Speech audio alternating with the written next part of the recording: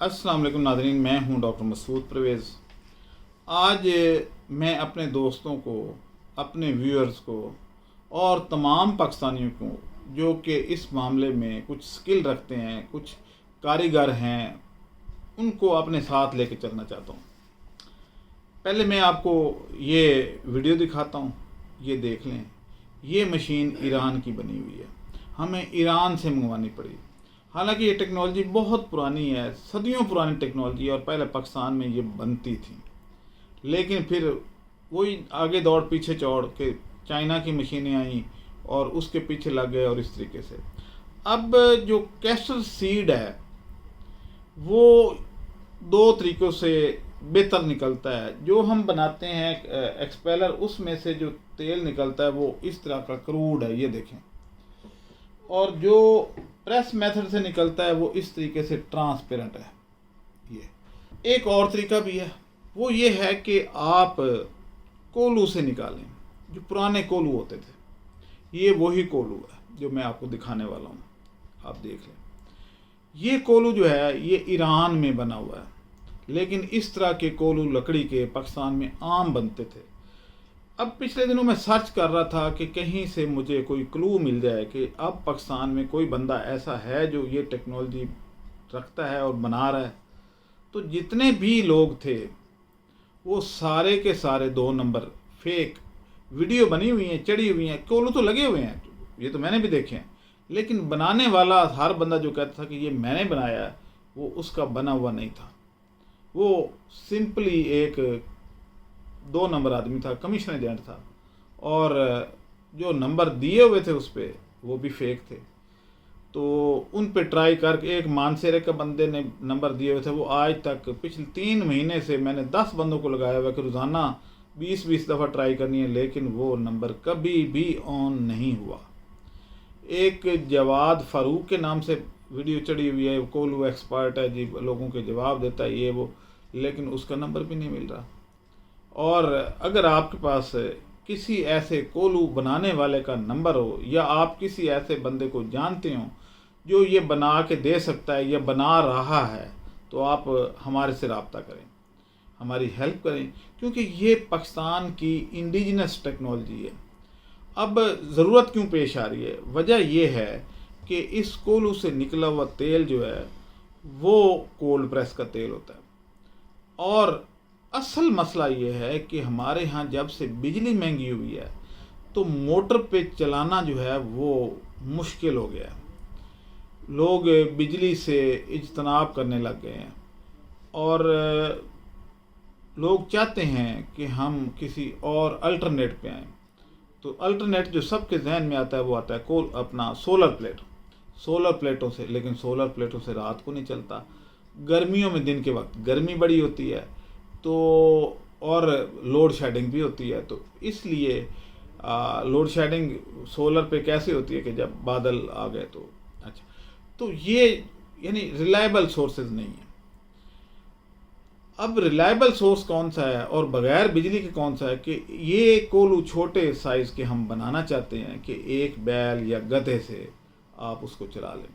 अब ये क्यों चलाना चाहते हैं? मुझे पता है कि कई गधे इस बारे में कहेंगे जी तुसी फिर पुरानी टेक्नोलॉजी से जा रहे हो, असी अगे जा रहे हैं, तुसी पीछे जा रहे हो। भाई आपको क्या तकलीफ है? मैं 4 टांगों वाले गधों की बात कर रहा हूँ कि जो उसमें हमने लगाने हैं। आपको डरने की ज़रूरत नहीं है। भाई बात यह है कि जो जिन इलाकों में बिजली है ही नहीं, बलूचिस्तान के आप देखें दूर दूर तक बिजली का नामो निशान नहीं है, तो वो क्या घर में फाके कशी करें? हैं तो वो भी हमारे हम वतन, उनके लिए भी सोचना है।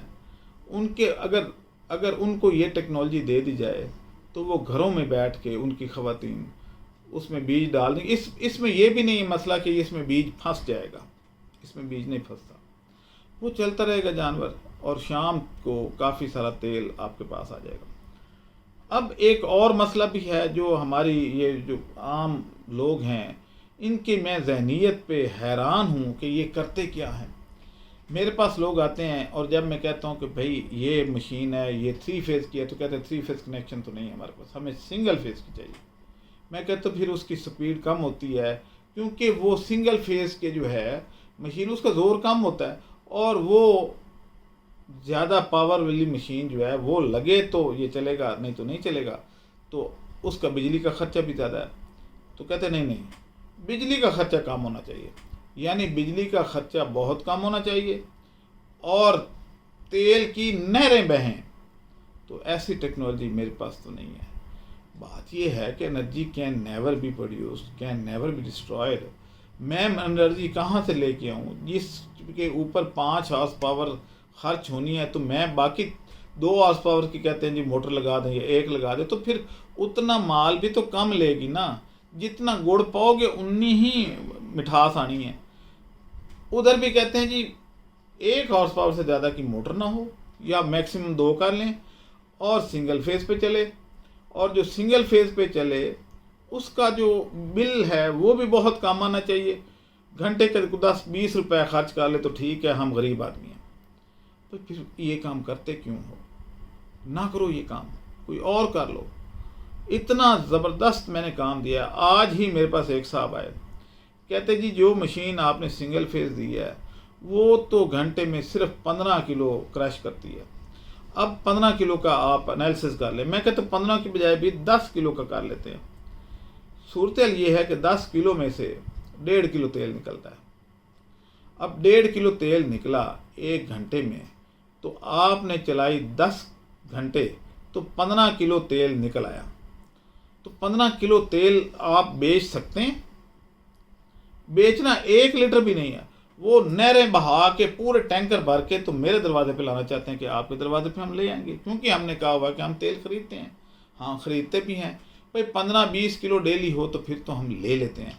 लेकिन अगर हर बंदा 30 हॉर्स पावर की मोटर लगाएगा और ट्यूबवेल जितना तेल हर वक्त निकाल के तो कहेगा जी आपने कहा था तेल हम खरीदते हैं, तो मेरे दरवाजे पे लाएगा। असल में हवस और लालच बहुत ज़्यादा है कि भाई वो कैलकुलेशन करते हैं भाई 1 घंटे में अगर 100 किलो निकले और 100 ज़रब 100 यानी 10, तो 1000 लीटर तो होना चाहिए ना। और 1 लीटर पे अगर हमें 400 रुपये प्रॉफिट है, तो 400 ज़रब 1000 तो लाखों में वो रोज़ाना कमाना चाहते हैं।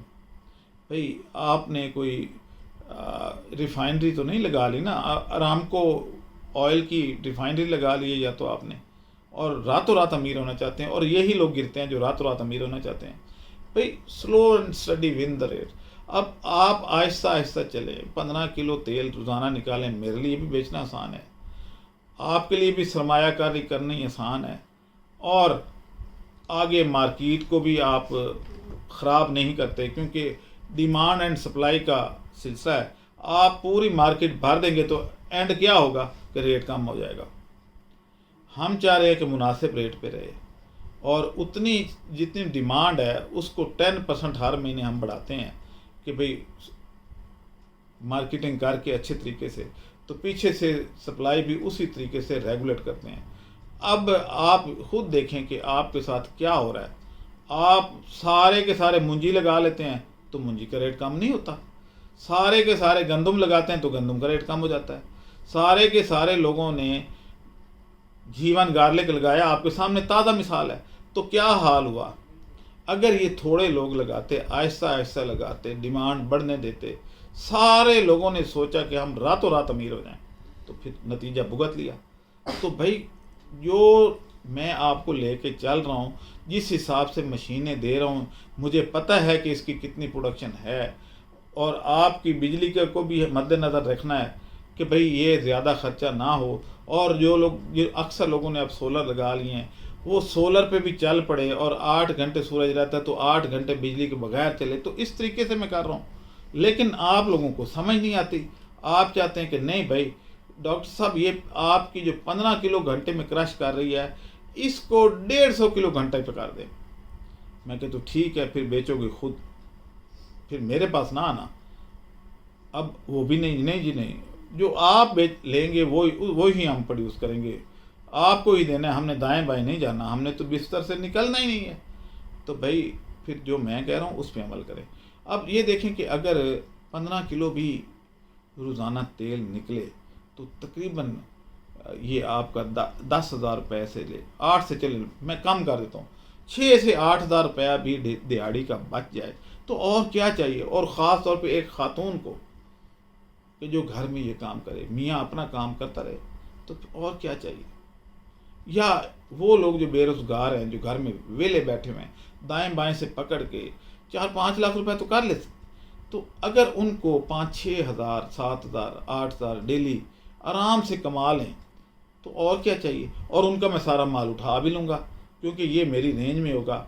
मैं तो बड़ी प्लानिंग से चल रहा हूँ, लेकिन आप मेरी प्लानिंग को फेल करने पे तुले हुए हैं, तो लिहाजा कुछ थोड़ा सा सोचें। अब ये जो टेक्नोलॉजी है कोलू की, सब लोगों को मैं कह रहा हूँ, फिर कह रहा हूँ आखिर पे, कि ये अगर आपके दाएं बाएं कहीं पे ये कोई बंदा बना रहा है पूरे पाकिस्तान में, ये आज़ाद कश्मीर समेत, तो मुझे उसका कांटेक्ट नंबर दें, उसे कहें कि मेरे से रब्ता करे, और मैं इसमें जदीद कुछ इंस्ट्रूमेंट लगा के जो ज़्यादा इसमें से तेल निकालें वो मैं आपके सामने पेश करना चाहता हूँ, तो जिसमें बिजली का ख़र्चा भी कम हो और ना फंसे, ना रुके, ना जले, ना कुछ ना हो, और सोलर पे चले या एक गधे या एक बैल पे चल जाए।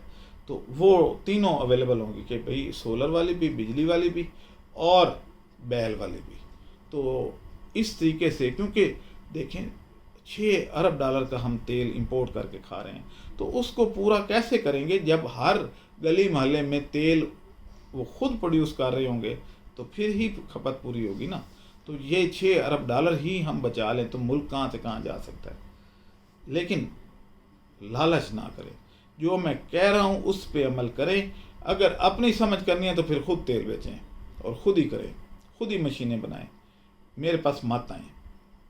यानी लालच इस हद तक कि वैसे रोटी शाम की है नहीं, लेकिन कहते हैं कि रातों रात कल हमारे पास लैंड क्रूज़र भी हो और हमारा घर भी बड़ा हो जाए और ये भी हो जाए, रातों रात पूरी रात वो नोट गिनते रहते हैं कि रखने कहाँ हैं।